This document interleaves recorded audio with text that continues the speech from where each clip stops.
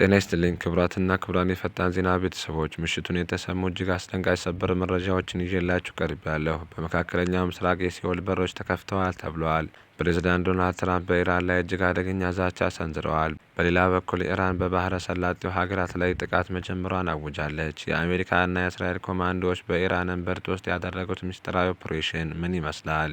ኢራንስ ስለ ኢትዮጵያ የባህር በር ጥያቄ ምን አለች? እነዚህንና ሌሎች ዝርዝር መረጃዎችን እስከ መጨረሻው ይዤላችሁ እቆያለሁ።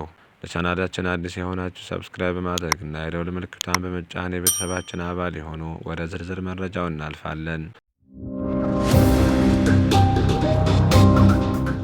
ቀዳሚ መረጃችን የአሜሪካው ፕሬዝዳንት ዶናልድ ትራምፕ በኢራን ላይ የሰነዘሩት ጠንከር ያለ ዛቻ ነው። ትራምፕ በራሳቸው የማህበራዊ ትስስር ገጽ ትሩዝ ሶሻል ላይ ባስተላለፉት መልእክት ኢራን በአስቸኳይ ስምምነት ላይ ካልደረሰችና የሆርሙዝ ወሽመጥን ካልከፈተች የማይታሰብ ጥፋት እንደሚጠብቋት ገልጸዋል። ፕሬዝዳንቱ በንግግራቸው ላይ እጅግ ጠንካራ ቃላትን ተጠቅመዋል። የፊታችን ማክሰኞ በኢራን ውስጥ የኃይል ማመንጫና የድልድይ ቀን ይሆናል ብለዋል። ትርጉሙም ግልጽ ነው። አሜሪካ በኢራን ስትራቴጂካዊ መሰረተ ልማቶች ላይ የአየር ጥቃት ለመፈጸም መዘጋጀቷን አመላካች ነው። ትራምፕ ሙሉ በሙሉ ተረት እስኪሆኑ ድረስ አጠፋቸዋለሁ ሲሉ ዝተዋል። ይህ ንግግር በዓለም መሪዎች ዘንድ ትልቅ ድንጋጤን ፈጥሯል። በአንጻሩ ኢራን የትራምፕን ዛቻ በመቃወም ወዲያውኑ ወደ ተግባር መግባቷን አስታውቃለች። የኢራን እስላማዊ አብዮታዊ ዘብ አርጂሲ በባህረ ሰላጤው ሀገራት በሚገኙ የአሜሪካ ጥቅሞች ላይ ጥቃት መጀመሩን አውጇል። በተለይም በኩዌት ላይ የደረሰው ጥቃት እጅግ አሳሳቢ ሆኗል። በኩዌት ሁለት የውሃ ማጣሪያና ኃይል ማመንጫ ተቋማት ላይ በደረሰ ጥቃት ሀገሪቱ ከፍተኛ የንጹህ ውሃ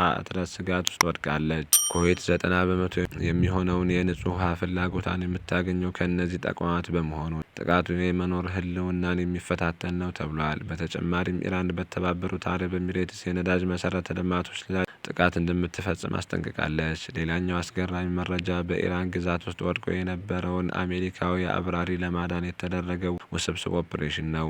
በዚህ የ36 ሰዓታት ዘመቻ ላይ የታወቁት የእስራኤል ልዩ ኮማንዶዎች ሻሎግና ሳይረት ማትካል መሳተፋቸው ተረጋግጧል። የአሜሪካዊ የስለላ ድርጅት ሲአይኤ ኢራንን ለማሳሳት በማህበራዊ ሚዲያ የተሳሳቱ መረጃዎችን ሲያሰራጭ እንደነበርና በተለያዩ ቦታዎች አሳሳች ጥቃቶችን በመፈጸም የኢራን የጦር ትኩረት እንዲከፋፈል ማድረጉ ተገልጿል። ፕሬዝዳንት ትራምፕ ጀግናውን ኮሎኔል ከጠላት ጉሮሮ ውስጥ መንጭቀን አውጥተነዋል ሲሉ የዘመቻውን ስኬት አበስረዋል። በመጨረሻም ወደ ሀገር ቤት መረጃ ስናልፍ ኢራን በኢትዮጵያ የባህር በር ጥያቄ ላይ ያላትን አቋም ግልጽ አድርጋለች።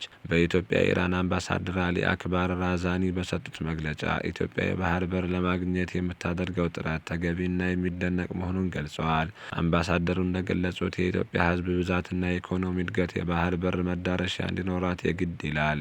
ኢራን ይህ ጥያቄ በሰላማዊ መንገድና በድርድር እንዲሳካ ሙሉ ድጋፏን እንደምትሰጥም አረጋግጠዋል። ይህ ዲፕሎማሲያዊ ድጋፍ ኢትዮጵያ በአፍሪካ ቀንድ ያላትን ተጽዕኖ ለማጠናከር ትልቅ እገዛ ይኖረዋል ተብሎ ይጠበቃል። ለዛሬ የነበሩ መረጃዎች እነዚህ ናቸው። በመካከለኛው ምስራቅ ያለው ውጥረት ወዴት ያምራል? ትራምፕስ ማክሰኞ የተናገሩትን ተግባራዊ ያደርጉ ይሆን? የእናንተስ አስተያየት በኮሜንት መስጫው ላይ አስፍሩልን። ለፈጣን ዜናዎች ሁልጊዜም ከእኛ ጋር ይሆኑ። ሰላም ለሀገራችን።